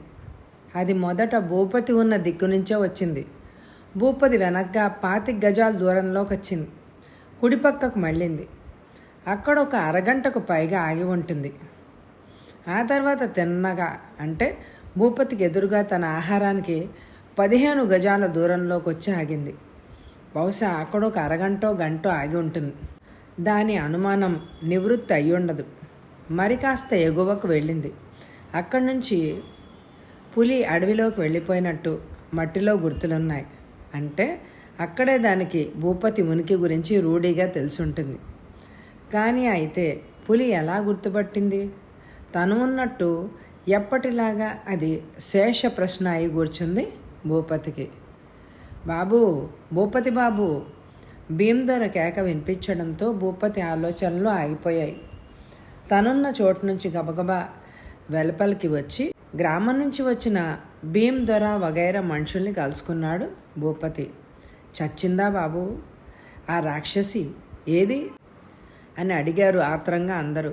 సిగ్గుపడి తల వంచుకొని, లేదు, నేనున్నట్టు అది పసిగట్టి రాకుండా పారిపోయింది అని చెప్పి పులి ఎలా తన అపూర్వమైన తెలివితేటలు ప్రదర్శించి తనను తప్పించుకుందో గుర్తులు చూపి వర్ణించాడు భూపతి. గ్రామస్తుల మనసులో నిస్పృహ ఆవరించింది. భూపతి ఎన్ని చెప్పినా ఆ భావం తొలగిపోవడమే లేదు. కుర్రాడు ఇతనికేం తెలుసు పులివేట అన్న భావం కొందరి మొహాల్లో ఉంటే, కబుర్లే గాని క్రియ శూన్యం అన్న భావం మరికొందరి మొహాల్లో ఉంది. ఒక భీమదొర మొహంలో మాత్రం భూపతి సామర్థ్యం మీద సడలని విశ్వాసం ఉన్నట్టుగా ఫీలింగ్ ఉంది. భూపతి చాలా అలసిపోయాడు. అప్పటికి ఉదయం 8:30 అయింది. వెంటనే గ్రామం వెళ్ళి సృష్టిగా భోంచేసి 2-3 గంటలు నిద్రపోతే గానీ మధ్యాహ్నం మళ్ళా వేటకు రావడానికి టైం ఉండదు అని అనుకున్నాడు. వెళ్దాం పదండి, బాగా అలసిపోయాను అన్నాడు భూపతి బయలుదేరుతూ. తతిమా వాళ్ళు కూడా గ్రామం వైపు బయలుదేరారు. పళ్ళె నిండా అన్నం, పైన మాంసం కూర పెట్టి భోజనం తెచ్చింది సింగి. అంతవరకు చూపులతో నమలేస్తోందే కానీ చేరువుగా వచ్చే సాహసం చేయలేదు. కారణం అది పట్టపగలు అయి ఉండడమో లేదా అదే పనిగా భీమదొర వస్తూ పోతూ ఉండడమో అయి ఉంటుంది. ఏది ఏమైనా భోజనం అయ్యాక తను పూర్తిగా విశ్రాంతి తీసుకోవాలి. అప్పుడు కానీ సాయంత్రం వేటకు వెళ్ళలేడు. అయితే సింగిని దూరంగా ఉంచేదెలా? భూపతి చకచక ఆలోచించాడు. ఏదో పని మీద సింగి అవతలికి వెళ్ళడం జరిగితే లోపల గడియబెట్టి వీధిలో భీమదొరను కాపలా పెడితే తన ఉద్దేశం నెరవేరుతుంది. భూపతి భోజనం ముగించాడు. సిగరెట్ వెలిగించాడు. నేలకు కాళ్ళు అంటుకుపోయినట్టుగా ఎదురుగానే నిల్చుని భూపతిని చూస్తోంది సింగి అంతసేపు. తను భోంచేసిన ప్రదేశంలో గిన్నెలు, పళ్ళేళ్ళు, గ్లాసులు, నేల మీద చల్లబడ్డ మెతుకులతో అసహ్యంగా చీదరగా ఉంది. వాటిని చూడగానే సింగిని ఎలా బయటికి పంపాలో ఐడియా వచ్చింది భూపతికి. ఈ గిన్నెలు అవి చాలా అసహ్యంగా ఉన్నాయి, ఎత్తేసి శుభ్రం చేసి రారాదు, తీరిగ్గా మాట్లాడుకోవచ్చు అన్నాడు భూపతి. పెదవుల మీద తెచ్చిపెట్టుకున్న నవ్వుతో కళ్ళల్లో కొంటెతనం కనపరుస్తూ అతని మాటల్లో అంతవరకు ఆశించని ప్రోత్సాహం ఉంది అని అనిపించింది. అలాగే బాబు, సంబరపడిపోతూ బయటకు కదిలింది సింగి. సింగి అలా వెళ్ళగానే ఇలా భీమదొర వచ్చాడు అక్కడికి. దొర, లోపల గడియబెట్టి పడుకుంటాను, ఎవ్వరిని లేపనివ్వకే, నన్ను గుమ్మంలో కూర్చో అన్నాడు భూపతి. అలాగే బాబు, హాయిగా పడుకోండి అంటూ బేరందొర వీధిలోకి వెళ్ళి కూర్చున్నాడు. గబగబా సిగరెట్టు 4 దమ్ములు పీల్చి పేకను వీధిలోకి విసిరేశాడు. వెంటనే ఇంట్లోకి వచ్చి గడియలు బిగించి మంచం మీద వాలిపోయాడు. శరీరం పక్కకు తగలగానే నిద్ర ముంచేసింది భూపతిని. కలలు లేని కమ్మటి గాఢమైన నిద్ర పట్టింది అతడికి. అలా చాలాసేపు నిద్రపోయినట్టుగా గుర్తు అతడికి. కానీ అతడికి మెలకు వచ్చే సమయానికి తనని ఎవరో కుదుపుతున్నట్టుగా అనిపించి కళ్ళు తెరిచి చూశాడు. వెల్లికెలా పడుకున్న తన మొహానికి పైన చేరువుగా సింగమొహం కనిపించగానే ఆశ్చర్యపోయాడు. తన ఒంటి మీద బట్టలు లేవు. సింగి సరే ఒంటి మీద ఒక్క నూలు పోగు కూడా లేకుండా భూపతిని నిలువున ఆక్రమించేసింది. కండల్లాంటి ఆమె రొమ్ములు అతడి ఛాతీని అదిమేస్తున్నాయి కసిగా. చట్టున లేచి కూర్చున్నాడు భూపతి. ఆమె అసలు లోపలికెలా వచ్చింది? ఆమె అతడిని విడవలేదు. రెచ్చిపోతున్న కామంతో అతడిని అల్లుకుపోసాగింది. భీమ్దొర ఏడి? అడిగాడు భూపతి. మొగుడు పేరెత్తితే ఆమె సృహలోకి వచ్చి మామూలు కావచ్చునేమోనని జీలుగు కళ్ళు తేవడానికి వెళ్ళాడు, చెప్పింది సింగి. ఆమెలో మార్పు లేదు. భూపతి ఆశించినట్టుగా. బయట ఉండమని చెప్పానే, ఆ సంగతి నాకు తెలుసు. అందుకే జీలుగు కళ్ళు కోసం అడవికి పంపాను. పడుచు పెళ్ళాన్ని పక్కలో తృప్తి పరచకపోయినా అడిగింది తెచ్చైనా తృప్తి పరచాలి కదా. లోపల గడియ వేశాను కదా. ఎలా వచ్చావు? ఈ గడియలు ఎందుకు పనికిరావు. కాస్త బలం ఉపయోగిస్తే గడియలు విరగ్గొట్టి దొడ్డి వైపు నుంచి లోపలికి వచ్చింది సింగి అన్న విషయం అర్థమైంది. భూపతి గుండె గుబేలుమంది. సింగిని సున్నితంగా పక్కకు దోసి మౌనంగా లేచి బట్టలు వేసుకోసాగాడు. రాత్రికి అంటూ ఆశ పెట్టావు. రాత్రికి అడవిలోనే ఉండిపోతావన్న విషయం మర్చిపోయి నమ్మాను. ఇప్పుడు అవకాశం వచ్చినా తప్పించుకుంటున్నావే అంది సింగి. ఇంకా నగ్నంగా భూపతి పక్క మీద కూర్చుని లేచి బట్టలు వేసుకునే ప్రయత్నం కూడా చేయకుండా. లేదు, అప్పుడే 2 కావస్తోంది. పులి వచ్చి ఆహారం తిని వెళ్ళిపోయింది అంటే దాన్ని చంపడం ఇంకా కష్టమైపోతుంది అంటూ మరి సింగిని పట్టించుకోకుండా అడవికి వెళ్ళడానికి సిద్ధం కాసాగాడు. అదే సమయంలో వీధి తలుపుల మీద టకటకామన్న చప్పుడైంది. ఎవరది? గట్టిగా అన్నాడు భూపతి. నేను బాబు, దొరని. వేళైనట్టుంది, లేపుదామని అన్నాడు వీరందొర అవతల వైపు నుంచి. ఇదిగో తయారుగానే ఉన్నాను అని అన్నాడు. కానీ తలుపు తెరిచే ప్రయత్నం చేయలేదు భూపతి. పరిస్థితి చెయ్యి దాటిందని అర్థం చేసుకుంది సింగి. మాట్లాడకుండా లేచి బట్టలు కట్టుకుని దొడ్డిదోవగుండా వెళ్ళిపోయింది. ఇబ్బంది తొలగిపోయినందుకు గట్టిగా నిట్టూర్చి తలుపులు తెరిచి భీమ్దొరను లోపలికి రమ్మన్నాడు భూపతి.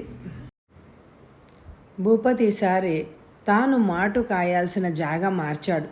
ముందర రోజులాగానే చెట్టు కొమ్మలు నరికించి తను మాటు కాసే స్థలంలో తను చుట్టుకొని తన తల మీద కొన్ని తను బయటపడకుండా నేలలో పాతించాడు.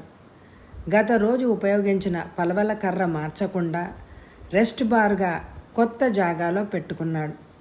అన్ని ఏర్పాట్లు చేసి భూపతి తన మాటలో కూర్చున్నాక భూపతితో వచ్చిన మనుషులు గ్రామంలోకి తిరిగి వెళ్ళిపోయారు. భూపతి తన చూపు వెదురు పొదలో ఉన్న ఆవు కళేబరం మీదే నిలిపాడు. నిమిషాలు దొర్లిపోతున్నాయి. భూపతి వాచి చూసుకున్నాడు. 5 గంటలు దాటి 20 నిమిషాలైంది. చారాల దొరగారు ఇంకా డిన్నర్కు రాలేదే. నిన్న ఉపవాసం చేశారు కూడాను అని అనుకున్నాడు భూపతి. వాతావరణం ప్రశాంతంగా ఉంది. పురుగుల రోద, పక్షులు ఉండుండి వేసే కేకలు వాతావరణాన్ని ఆహ్లాదకరంగా చేస్తున్నాయి.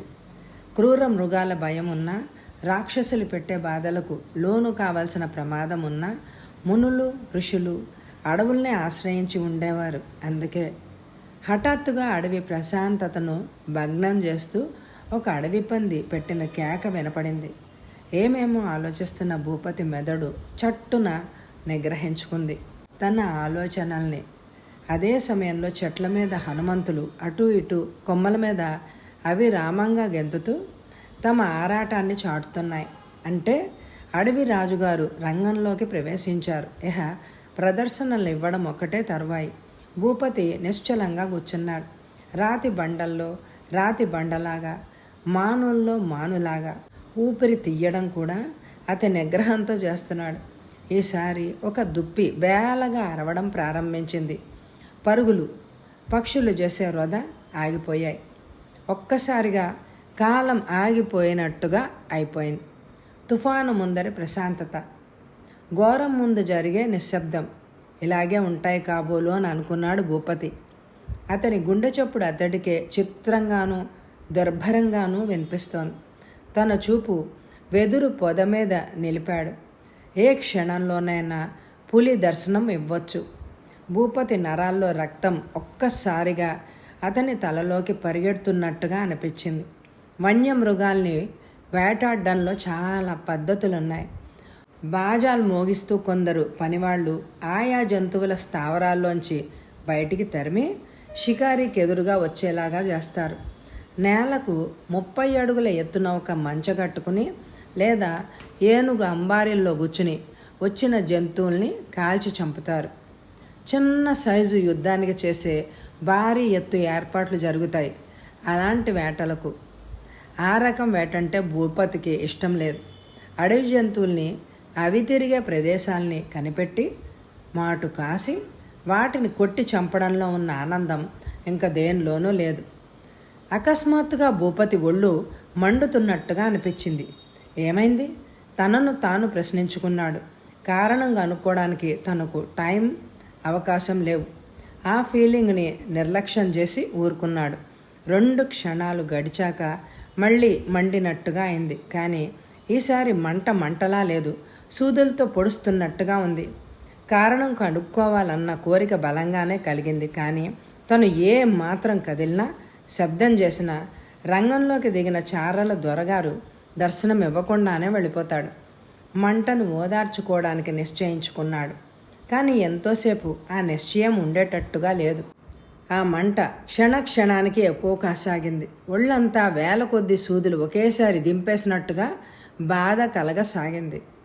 పంటి కింద పెదవిని నొక్కిపెట్టి తన మనోబలం అంతా ఉపయోగించి బాధను సహింప చూశాడు. కానీ ఆ నొప్పి దుర్భరమైపోయింది. అతి ప్రయత్నంగానే అతని అరచేతులు కదిలి తన బాధకు కారణమేమిటో కనుక్కోవడానికి ప్రయత్నించాయి. ఓరి దేవుడా, ఎంత పని జరిగిపోయింది! తను తిన్నగా వచ్చి ఎర్రచీమల పొట్ట మీద కూర్చున్నట్టుగా మొదటే తెలుసుకొని ఉండాల్సింది. ఏం చేయడం? ఊరుకుంటే ఎర్రచీమలు తన ఒళ్ళంతా కరిచి పారేస్తాయి. మంట, నొప్పి క్షణానికి దుర్భరమైపోసాగింది. డామిట్, ఇంకో రోజు వృధా అయింది అనుకుంటూ తన మాటలోంచి వెలుపలికి వచ్చాడు. తన ఒంటి మీద బట్టల్ని గబగబా ఒకటి తర్వాత ఒకటి విడిచేశాడు. నట్టడవిలో పులి కోసం వచ్చి బర్త్డే సూట్లో నుంచోవడం తలుచుకొని విపరీతంగా నవ్వొచ్చింది భూపతికి. ఒంటికి కరిచి పట్టుకున్న చీమల్ని చేతులతో పట్టుకొని పీకుతున్నాడు. కాళ్ళు నేల మీద తాటిస్తూ కొన్నిటిని దులిపేసుకోవడానికి ప్రయత్నిస్తున్నాడు. అడవిలో కథాకళి అనుకున్నాడు భూపతి, పూర్తిగా పులి గురించి మర్చిపోయి. అదే సమయంలో లక్ లక్ మంటూ పెద్దగా శబ్దం కావడం ఆరంభించింది. తలెత్తి ఆ శబ్దానికి కారణమేమిటో పరిశీలించాడు. పులి ఎప్పుడొచ్చిందో ఏమో తన ఆహారం ఆరగింపు ఆరంభించింది. రాస్కెల్, ఎంత తెలివైంది! తను దాన్ని కాల్చే పరిస్థితిలో లేడని గ్రహించి సాహసించింది. నో, లాభం లేదు. ఇంతటి గొప్ప అవకాశం మరింక రాదు. 4 అడుగుల దూరంలో ఉన్న తుపాకీ మీద దూకి అందుకొని పులిని కాల్చి పారేయాలన్న కోరిక ఆపుకోలేకపోయాడు. కానీ ఆలోచించాడు.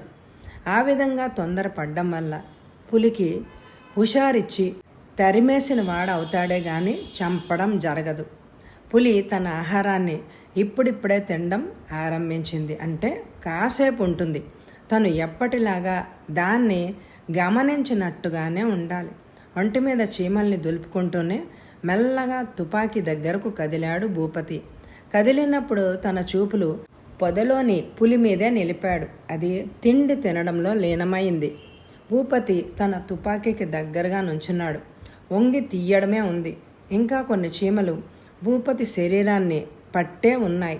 అవి నిర్దాక్షిణ్యంగా కర్చేస్తున్నాయి. అయితే వాటిని పట్టించుకునే స్థితిలో లేడు భూపతి. మెల్లగా, ఎంతో మెల్లగా, చాలా మెల్లగా వంగాడు. తుపాకీని అందుకున్నాడు. అంతే మెల్లగా. ఎంత మెల్లగా వంగాడో అంతే మెల్లగా, ఎంతో మెల్లగా పులిని తన డిన్నర్ నుంచి కంగారు పెట్టకుండా తుపాకీ పట్టుకొని లేచి నించున్నాడు. చల్లగా తుపాకీని పులి వైపు గురిపెట్టాడు. అవతల ఔపించిన దృశ్యం చూసి భూపతి గుండెలు దిగులుతో బరువెక్కాయి. పులి వెనక భాగం తన వైపు ఉంది. అంటే తను కాలిస్తే పులిని దెబ్బ తీయగలడే కానీ చంపలేడు. ప్రాణాలు తోడేసే భాగాలన్నీ అటువైపే ఉన్నాయి. చూడ్డానికి పులికి బెత్తెడు నుదురు ఉన్నట్టుగా ఉంటుందే కానీ పులికి నుదురే లేదు. దాని మెదడును కొట్టి చంపాలి అంటే దాని కళ్ళ మధ్యగా గురి చూసి కొట్టడమే. దాని తర్వాత చెప్పుకోవలసిన భాగాలు పులి మెడను భుజాన్ని కలిపే భాగం. ఈ భాగాల్లో కొడితే పులి గుండె ఊపిరితిత్తులు దెబ్బతిని పులి ఖచ్చితంగా చచ్చే అవకాశాలున్నాయి. వెనక వైపు కిడ్నీలు దెబ్బతినేలాగా కొడితే తప్ప ఇంకెక్కడ కొట్టినా పులికి దెబ్బ తగులుతుందే కానీ చచ్చిపోదు. తన అదృష్టం ఇలా పుచ్చిపోయిందే. వేటలో వేటగా సాహసం తెలివితేటలకు తోడుగా కాస్త అదృష్టం కూడా ఉండాలన్న విషయం పేరు మోసిన షికారీలు కూడా ఒప్పుకుంటారు. అయినా తను ఊర్మి సాహసం చూపాలి. వేటలో కావాల్సిన ప్రధాన గుణాలు అవే కదా. 5 నిమిషాలు గడిచాయి. పులి కాస్త పక్కకు తిరిగింది. దాని సైడ్ ఫోజ్ అవుపిస్తోంది. చక్కగా దాన్ని మెడ భుజం భాగాలు అగుపిస్తున్నాయి. జై జగన్మాత తన ఇలవేల్పును తలుచుకుంటూ ట్రిగర్ నొక్కాడు. ఢామ్ అన్న శబ్దం అడవి నిశ్శబ్దాన్ని తునకలు చేసింది. పులి వెనక్కి ఎగిరి పడింది. నేల మీద పడి కొట్టుకుంటోంది. బాధతో మూలుగుతోంది. మళ్ళీ ఇంకొకసారి జాగ్రత్తగా గురిచూసి కాల్చాడు. ఈసారి అది కొట్టుకోవడం ఆగిపోయింది. దాని బాధ అంతమైపోయింది. 5 నిమిషాలు ఆగాడు. పులిలో చలనం లేదు. అంటే అది చనిపోయిందని నిర్ధారించుకున్నాడు. మెల్లిగా అడుగులేసుకుంటూ పోయి దాన్ని సమీపించాక తోక పట్టుకొని చూశాడు. అది ఆడపులి. చచ్చిపోయింది. తను సాధించాడు. సక్సెస్ సక్సెస్ గట్టిగా కేకలు పెడుతూ గెంతులేశాడు భూపతి. ఒక్క క్షణం పోయాక తాను నగ్నంగా ఉన్నాడు అన్న విషయం గుర్తొచ్చింది. విప్పి పారేసిన బట్టల్ని గట్టిగా దులిపి తొడుక్కోసాగాడు. భూపతి బాబు, ఆ గొంతు భీం దొరది. భూపతి ఆశ్చర్యపోయాడు. ఇంటికెళ్ళలేదా దొర అడిగాడు భూపతి. లేదు బాబు, ఇక్కడికి కాస్త దూరంలో చెట్టెక్కి కూర్చున్నాను. నీ వెంట ఉంటానంటే ఉండనివ్వరని అలా చేశాను. బాబు, ఆ దొంగమొండ చచ్చిందా అన్నాడు బేరందొర ఆత్రతగా. చచ్చింది దొర, ఎదుగో అంటూ ఆడపులి కళేబరాన్ని చూపాడు భూపతి. నాకు తెలుసు బాబు, సాధిస్తారు, నాకు తెలుసు బాబు అంటూ చెమర్చే కళ్ళతో భూపతిని గట్టిగా కౌగిలించుకున్నాడు బీరందొర. ఒళ్ళంతా ఎర్ర చీమలు కరిచేశాయి దొర, ఒళ్ళంతా ఒకటే మంటగా ఉంది చెప్పాడు తన పరిస్థితి గురించి. పద బాబు, విశ్రాంతి తీసుకుందువు గాని, పసరొకటి ఉంది రాస్తాను, తెల్లవారేసరికి అంతా పోతుంది అన్నాడు భీందొర. తన సామాన్లన్నీ భీందొరకు అందించాడు. భీందొర వెంట బయలుదేరాడు భూపతి. వాళ్ళు డోంకిరిమెట్ట చేరుకునేసరికి రాత్రి 9 గంటలైంది. వెన్నెల పుచ్చ పువ్వులాగా కాస్తుండడం వల్ల అడవిలో నడక కష్టం కాలేదు వాళ్ళకి. ఒరేయ్ రండర్రోయ్, మన భూపతి బాబు పులిని కొట్టేసినాడర్రోయ్ అంటూ కేకలు పెట్టాడు భీందొర ఊరిలోకి వస్తూనే. డోంకరి మెట్ట జనం భూపతి చుట్టూ చేరారు.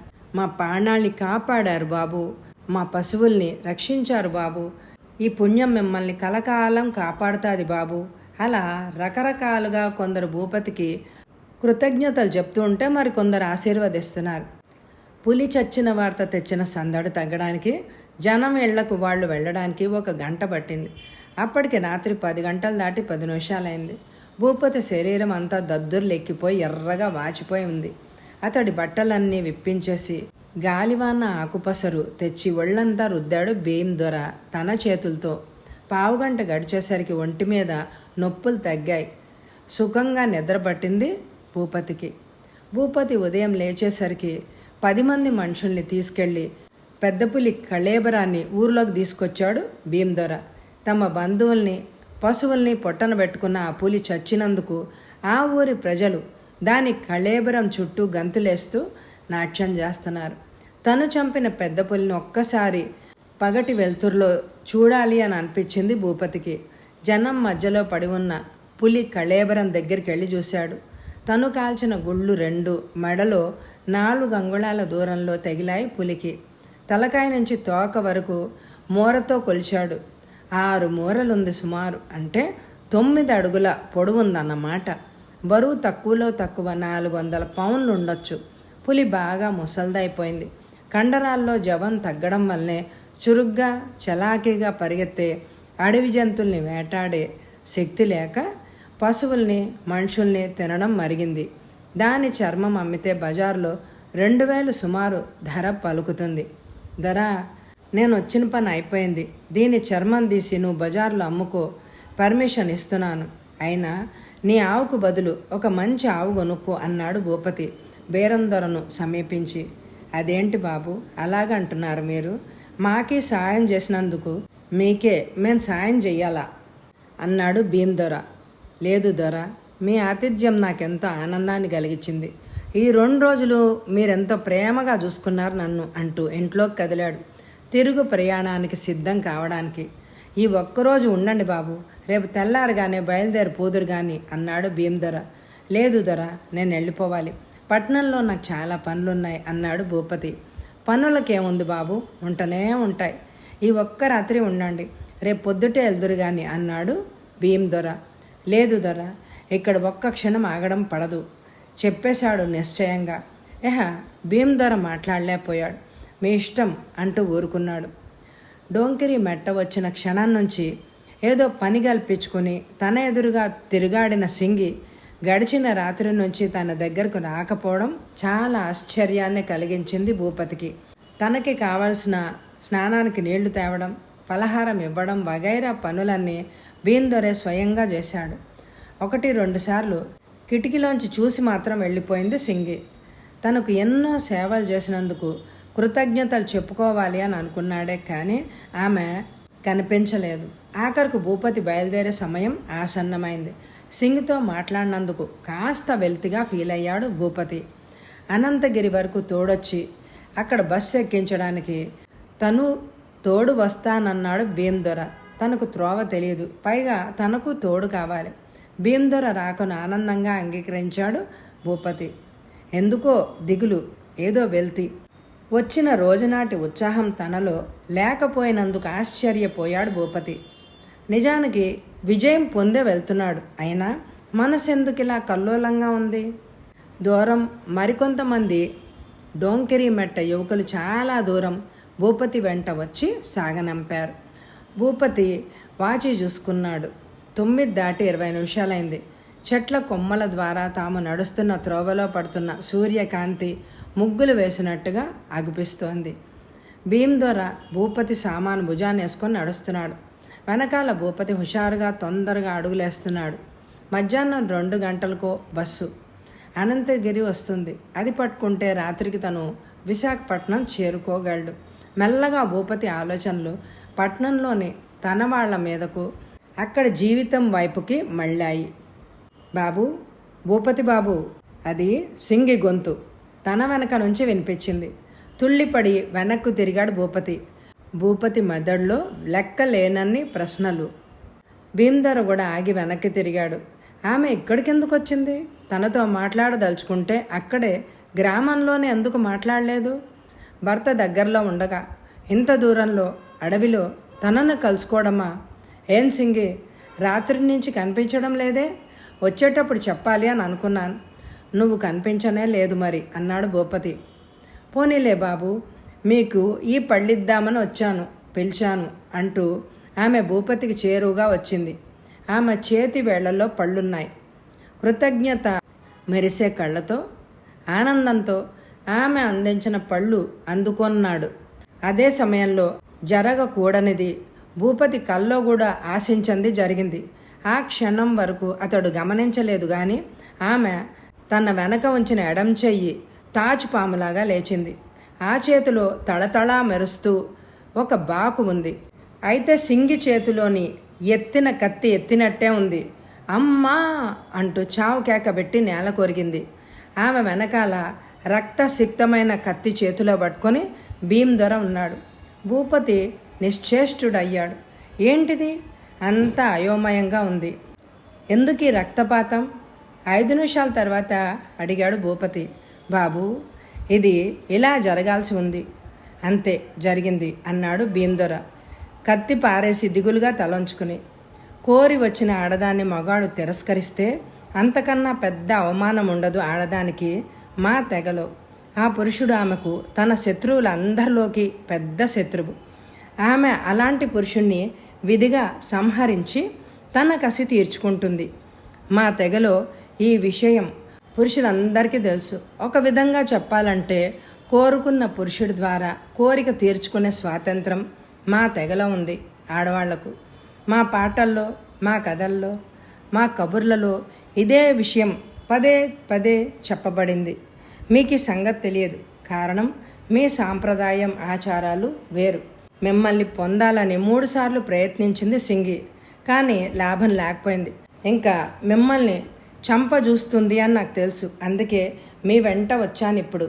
గత రాత్రి నుంచి మీకు ఏదైనా ప్రమాదం జరుగుతుందేమోనని 1000 కళ్ళతో కనిపెట్టి చూస్తూనే ఉన్నాను అంటూ ముగించాడు. మరి నువ్వు ఆమెను నన్ను చంపకుండా ఆపాల్సింది. ఆమెను చంపావు దేనికి? బాబు, మీకు తెలీదు. కోరికతో ఉన్న ఆడది ఆకలితో ఉన్న ఆడ పులి లాంటిది అంటారు మాలో. ఇవాళ కాకపోతే రేపు కాకపోతే ఎల్లుండి, ఏదో ఒక రోజున ఎక్కడో అక్కడ సింగి మిమ్మల్ని చంపడం ఖాయం. అంచేత ఆమెను చంపేయడం మినహా ఇంకొక మార్గం లేదు. భూపతి గుండె దిగులుతో బరువెక్కింది. కొన్ని క్షణాలు అలాగే నిశ్చలంగా నిల్చుండిపోయాడు బాధతో. భూపతి కూడా బాధపడ్డాడు. ఎన్నాళ్ళు తనకి అన్ని సపర్యలు చేసినా తను ఆమెను వాళ్ళ ఆచారాలకు విరుద్ధంగా తప్పు చెయ్యకూడదు అని అనుకున్నాడు. అందుకే అతడికి ఈ బాధ. కథ సమాప్తం. ఈ కథ మీకు నచ్చితే తప్పకుండా లైక్ చేయండి. అలాగే ఎండ్ స్క్రీన్లో ఉన్న ఇదివరకు చదివిన కథలు, నవలలు వినండి. Thank you very much my dear friends.